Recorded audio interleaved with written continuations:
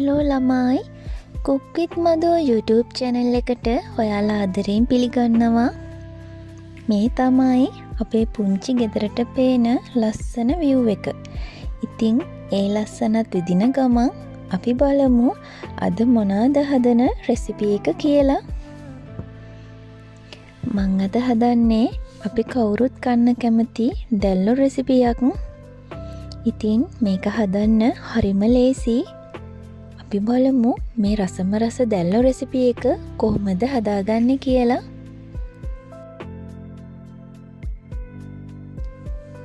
අපි යමු වීඩියෝ එකට.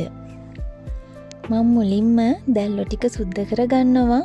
මේ දැල්ලන්ගේ ඔළුව මේ විදියට අයින් කරලා මැද තියෙන ප්ලාස්ටික් කොටස මේ විදියට අරගෙන දැල්ලගේ ඇතුලේ තියෙන ජරාව මේ විදියට අයින් කරගන්න ඕනි.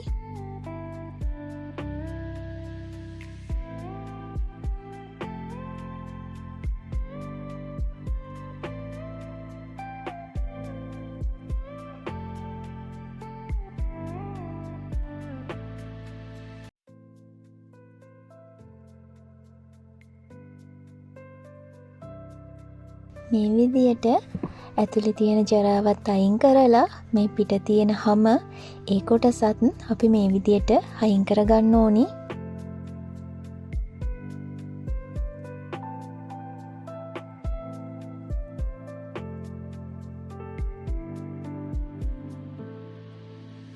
ඉතින් මෙන්න මේ විදියට තමයි දැල්ලු ටික මම සුද්ධ කරගත්තේ. මං දැල්ලු ටික සුද්ධ කරගන්නකම් මගේ යාළුවෝ තුන්දෙනාත් මන් ළඟටම වෙලා බලන් හිටියා.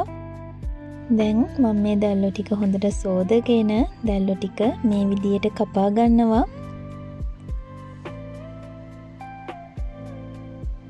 ඔයාලා කැමති හැඩයකට මේ දැල්ලු කපා ගන්න පුළුවන්. මං ඉතින් ආස මෙන්න මේ විදියට කපා ගන්න.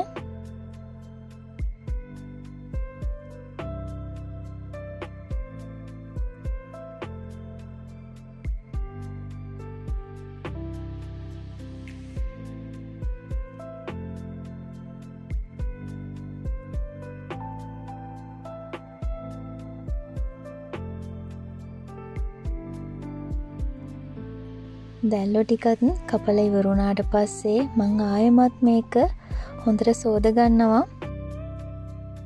හරි, දැන් අපි බලමු මේ රසම රස දැල්ලෝ ටික කොහොමද රසට හදාගන්නේ කියලා.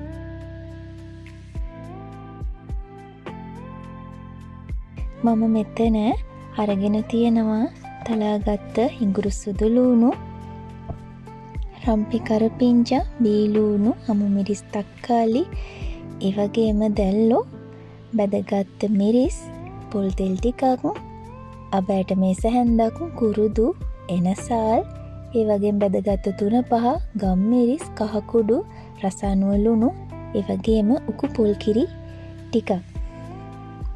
මම මුලින්ම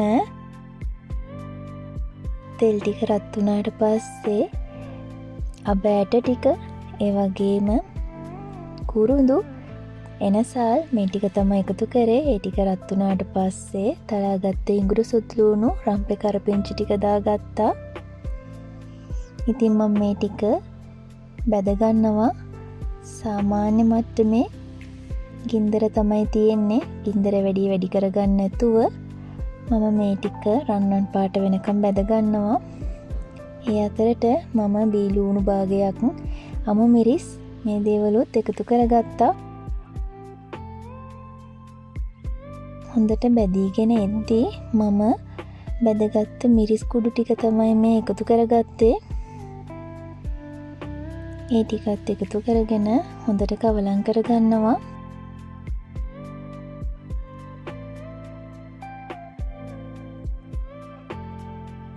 ඊට පස්සේ ගම් මිරිස්, බෙදපු 3-5 රස අනුව ලුණු, කහ කුඩු මේ ටිකත් එකතු කරගෙන තක්කාලි ගෙඩියකුත් එකතු කරගෙන හොඳට කවලම් කරගෙන මම ඊට පස්සේ එකතු කරගත්තා දැල්ලෝ ටික. මම මේ දැල්ලෝ ටිකට කහ කුඩු, ලුණු කුඩු, ගම් මිරිස් කුඩු ටිකක් දාලා අතගාගෙන තමයි තියාගත්තේ.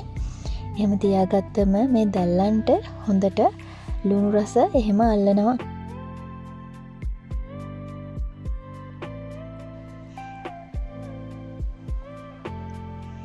දැන් මම මේ දැල්ලෝ ටික වෙලාවක් මේ විදිහට කවලම් කරලා වහගත්තා.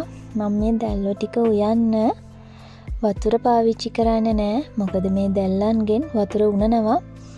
ඒ වතුරෙන් තමයි මම මේ දැල්ලෝ ටික තඹ ගන්නෙ. මේ බලන්න දැල්ලන්ගෙන් මේ විදිහට වතුර උනලා තියෙනවා. ඒ වතුරින්ම පුළුවන් අපිට මේ දැල්ලෝ ටික තඹ ගන්න. ඉතින් මේ විදියට දැල්ලෝ ටික හොඳට තැම්බීගෙන එද්දී මම උකු පොල් කිරි ටිකක් මේකට එකතු කරනවා. උකු පොල් කිරි ටිකකුත් එකතු කරගෙන මම ආයෙමත් මේක ටික වෙලාවක් වහලා තියා ගන්නවා.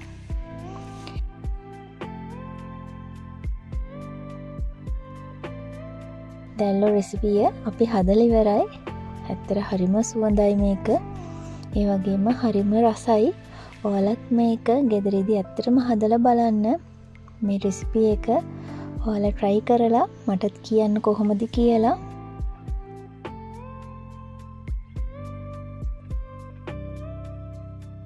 වැඩි වෙලාවක් යන්න නැතුව ඉක්මනින්ම හදාගන්න පුළුවන් රෙසිපියක්. ඉතින් අපි කවුරුත් කන්න කැමති මේ දැල්ලෝ ඔයත් මේ විදියට හදලා බලලා මටත් කියන්න.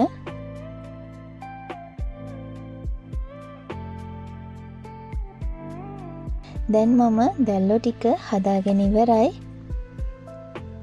ඔයාලට මේ වෙලාවට ලුණු රස එහෙම බලලා ලුණු මදි නම් මේ දේවල් අඩු වැඩි කරගන්න පුළුවන්.